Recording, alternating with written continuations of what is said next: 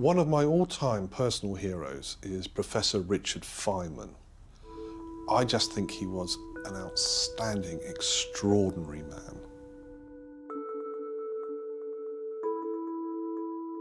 Richard Feynman was born in New York City in May 1918.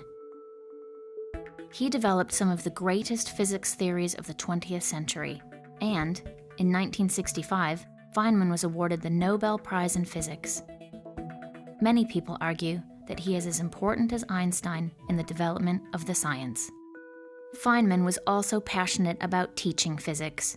Throughout his career, he turned down jobs at many prestigious universities because they didn't offer the opportunity to regularly teach students. His lectures had a reputation for being entertaining as well as educational.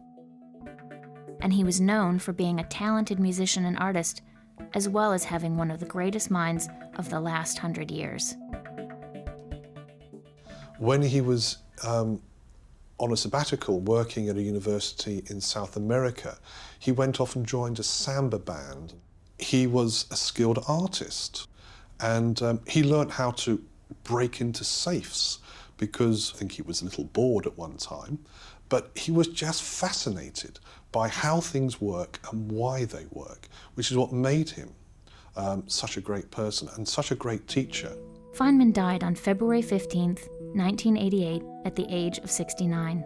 It is reported that his last words were, "I'd hate to die twice.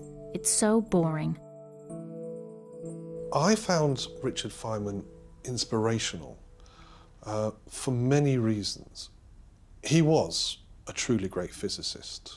He was an inspirational teacher and probably one of the best teachers of physics that we will ever see. But above all of that, there was his childish enthusiasm for everything he came into contact with. We still have access to Richard Feynman, and I would recommend anybody just to go onto the internet and put in Richard Feynman, and you can see videos of his lectures with people, and just sit and listen and watch the man. He has, even in his later life, such enthusiasm for his subject when you watch him on the screen.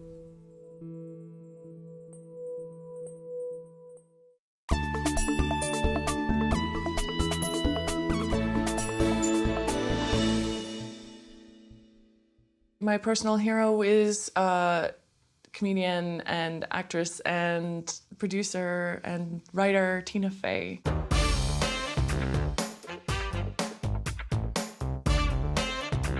Tina Fey started performing comedy in the early 1990s in Chicago. She joined the American comedy sketch show Saturday Night Live as a writer in 1997. She says that she had dreamed about this job as a child. She became the program's first female head writer in 1999 and started acting on screen in 2000. Fey has written, produced and starred in a number of films. She created her own television sitcom called 30 Rock, and she has won countless awards for acting and writing. She is now considered to be one of the most powerful women in the US entertainment industry. I remember growing up thinking most of the comedians that I saw on television or in films were all male. Tina Fey has changed things so that now films like Bridesmaids can come out and women are funny, and in the same way that men are funny. And I feel like that reflects the reality of life, because women are funny. There are a lot of very, very funny women who are quirky and witty, and I feel like now television and films are actually finally catching up. Tina Fey has often spoken about being a woman in the male-dominated comedy world. While she has said that men and women sometimes prefer different jokes, she believes that most of the time, funny is simply funny. She's smart, and she's one of those people that is not afraid to say what she means and to take control, and she's not afraid to step on people's toes, because I think she realizes that strong women need to be there to get things done.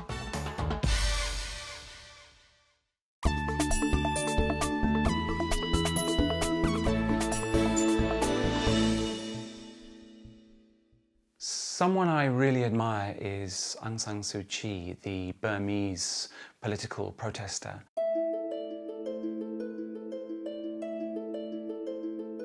Aung San Suu Kyi was born in Rangoon in 1945. Her father, a Burmese independence hero, was assassinated when she was just 2 years old. She left Burma when she was 15, but after studying and living around the world for many years, she returned home in 1988. She said that as her father's daughter, she could not remain indifferent to all that was going on in her country, which was being run by a military regime. She was first arrested for her political activities in 1990, and she spent much of the next 20 years either in prison or under house arrest in Rangoon. In 1991, Aung San Suu Kyi was awarded the Nobel Peace Prize. As she was unable to leave Burma, her British husband Michael and her sons Alexander and Kim collected the award for her. Aung San Suu Kyi has insisted that even when she was in prison, she was always free, because the people holding her were not able to touch the things that mattered: her mind, her principles, and what she believed in. Over the years, Aung San Suu Kyi became one of the most recognizable and high-profile political prisoners, and people around the world continued to campaign for her release, which finally happened in November 2010. She's someone that I admire a lot because of her strong belief in the power of peaceful protest. She could have left the country at several times and returned to England to be with her husband and her children, but she decided to stay in Burma because she didn't think that she would be allowed back into the country. So she chose imprisonment or house arrest because of the things that she believed in. And I find that quite incredible and quite inspiring.